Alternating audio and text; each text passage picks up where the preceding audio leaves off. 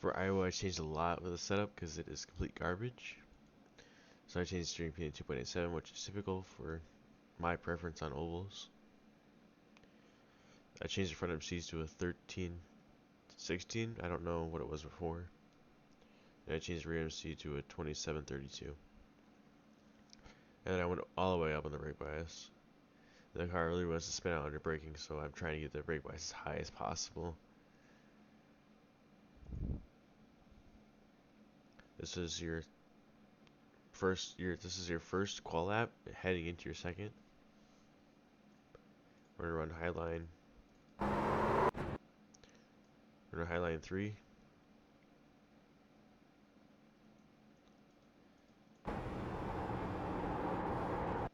Just send out for your run down the front stretch. Turning down the track, trying to get the car angled to have it straight. And then when I finally feel the car grip up, I can go full throttle. And if I was to go full throttle like right here, I just hit the Geico restart zone wall. So I really try to wait till I can see after that wall, and that's when I finally increase the throttle. So even then I got really, really close to it.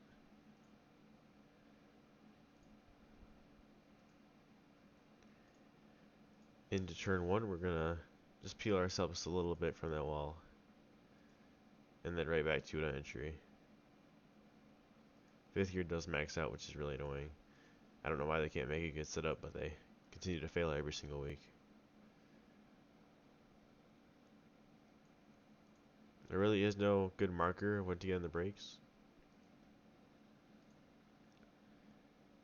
I guess you kind of look at this seam here, where it really takes that hard turn into the corner. Like that location there. I mean, you can see where I'm braking relative to that. So I'm on the brakes right here. About like car length or two in front of it. We're gonna run the high line, but not all the way up here. Not the first 2 lanes, but we're gonna run to this seam here, which is considered the high line still. We're just gonna try to avoid this massive bump that's up here on 1 and 2. It's really hard to see. But we're gonna avoid that bump because we would like to survive our qualifying lap. When I get on the brakes, I'm barely getting on the brakes. Just use the braking to help my car slow down. Use as much brake as I need to without sliding up the track. Trying to roll this seam here. It is really bumpy, so you gotta be really gentle on the wheel.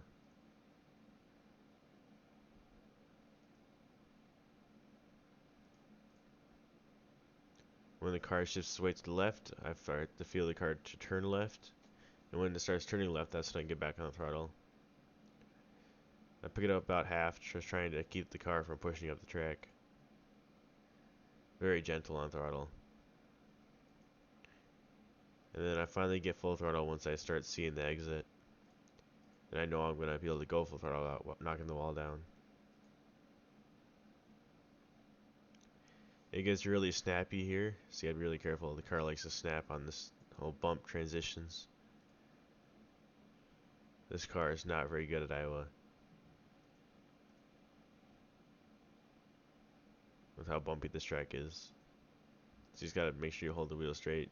You can kind of see how much bump I go through. Still in 5th gear into 3.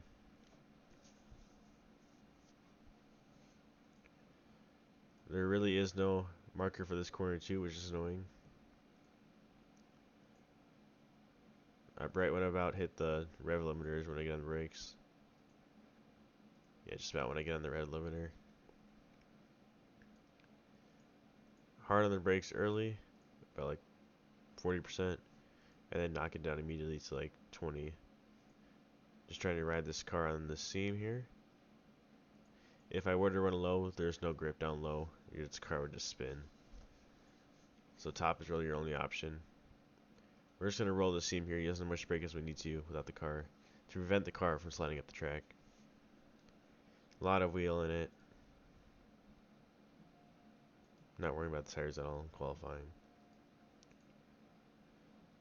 And turn down the track. Once you feel that weight shift to the left, we're going to turn down the track. Be really gentle on the throttle. Be really patient here. We're turning down the track to get a very straight exit and get a lot of speed on exit. Gotta be really patient. And then once you start to see daylight, or like the Iowa Speedway kind of logo here in the start finish line, that's when you pick up full throttle. Be really, really patient. So I'm just kind of testing, see how much grip I have. Slowly increasing, and then finally I can fully grip up. And I see I'm using a lot of wheels to correct the car.